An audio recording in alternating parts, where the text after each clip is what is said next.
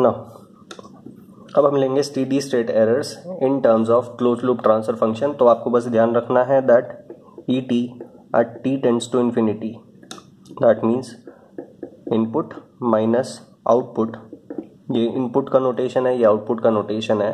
ये जो डिफरेंस होगा when T tends to infinity, इसको हम स्टेडी स्टेट एरर बोलेंगे for the input, particular input applied. ठीक है। नाउ अभी मैं क्लोज लूप ट्रांसफर फंक्शन के रेस्पेक्ट में आपको बताऊंगा। सो सपोज आपका सिस्टम इस तरह से है, ये आपका है फॉरवर्ड पाथ ट्रांसफर फंक्शन, ये मैंने समिंग पॉइंट बना दिया विद नेगेटिव साइन। ये आपका यहाँ पे सी ऑफ एस, ये आउटपुट आएगा, और ये मैंने यूनिटी फीडबैक यहाँ पे दिया हुआ है। ये यहाँ पे इनपुट आप जो भी अप्लाई करोगे आपकी मर्जी है। ठीक है। सो ये क्या है आपका ओपन लूप ट्रांसफर फंक्शन। इसका क्लोज लूप ट्रांसफर फंक्शन क्या होगा, क्योंकि यूनिटी फीडबैक है, so G S divided by 1 plus G S. H S होता है तो एच एस 1 है, तो ये ही एच एस 1 है, तो 1 को लिखना जरूरी नहीं है ना। ठीक है। सो ये आपका क्लोज लूप ट्रांसफर फंक्शन होगा। तो सपोज मैं इसको किससे डिनोट करता हूं, T of S, that means Laplace of close loop, that means ये ट्रांसफर, इसको टी से ट्रांसफर फंक्शन इन लाप्लास, इस तरह से समझ लें। सो टी ऑफ एस में एस से मैं डिनोट कर रहा हूं इसको, क्लोज लूप ट्रांसफर फंक्शन को। So this can be equivalently written as a simple block representing this gain, that means G S divided by 1 plus G S, और इसकी जगह मैं टी एस लिख देता हूं। ये क्या होगा आपका इनपुट होगा आर एस, ये क्या होगा आपका आउटपुट सी ऑफ एस। ठीक है। नाउ मुझे टी ऑफ एस की टर्म्स में स्टेडी स्टेट एरर को देखना है, दैट मीन्स मुझे क्या चाहिए, R S minus C S. ठीक है। सो मैं किस तरह से, आप देखो मैं किस तरह से एक समेशन पॉइंट बनाता हूं। यहाँ से सी ऑफ एस इस पॉइंट पे है आउटपुट, मैं एक समेशन पॉइंट इस तरह से बनाता हूं। ठीक है। सो ये यहाँ से मैंने क्या लिया, यहाँ से मैंने टेक ऑफ पॉइंट लिया, आर एस को उठाया और आर एस को मैंने यहाँ पे ले आया। ठीक है। सो इस पॉइंट पे आर ऑफ एस आया विद अ प्लस साइन, इस पॉइंट पे नेगेटिव साइन है, सी ऑफ एस आया with a negative sign, that means इसका समिंग पॉइंट का आउटपुट क्या होगा, R of S minus C of S, और इसी को क्या बोलेंगे, ई ऑफ एस। ठीक है। सो इस तरह से मैं इस केस में दिखा सकता हूं। जी ऑफ एस की टर्म्स में स्टेडी स्टेट एरर को बेसिकली डिफाइन किया जाता है, बट अभी मैं जी ऑफ एस की टर्म्स में नहीं ले रहा हूं, मैं क्लोज लूप ट्रांसफर फंक्शन की टर्म्स में ले रहा हूं। एक ही एग्जांपल मैं आपको क्लोज लूप ट्रांसफर फंक्शन की उसमें बताऊंगा के रेस्पेक्ट में। ठीक है। So that means E of S is equals to R of S minus C of S. So ये चीज आ गया भैया आपका,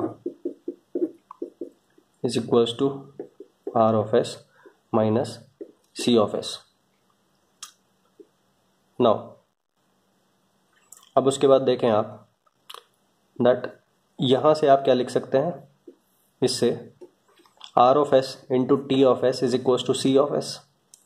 ठीक है। So that means C of S can be written as R of S minus C of S can be written as R S into T S. R S can be taken as common 1 minus T S. So R S into 1 minus T S, ये जो भी आपका function आएगा S का function होगा। ठीक है। तो वो जो भी फंक्शन आएगा that would be E S function. ठीक है। नाउ अब दो केसेस हैं, दो तरीके हैं, या तो आप inverse Laplace transform low, E of S का इनवर्स करोगे तो आपको ई टी मिलेगा, और उस टाइम फंक्शन में आप टी को इन्फिनिटी पुट करके जो भी वैल्यू आपको मिलेगा that would be E S S. ठीक है। सेकेंड थिंग क्या है कि आप फाइनल वैल्यू थ्योरम अप्लाई कर सकते हैं। ठीक है। आपको चाहिए ई टी का value at T tends to infinity. मैं आपको सिग्नल्स में बता चुका हूं कि अगर आपको T tends to infinity, that means final value किसी फंक्शन का निकालना है, बट आपको वो फंक्शन टाइम डोमेन में नहीं पता, आपको उसका लाप्लास पता है। ठीक है, लाप्लास ट्रांसफॉर्म। सो इसी से ही आप निकाल सकते हैं। वो किस तरह से, लिमिट ये t टेंड्स टू इन्फिनिटी है तो फाइनल वैल्यू के लिए s टेंड्स टू 0 होगा, s into E of S. ठीक है। ये आपको निकालना होगा।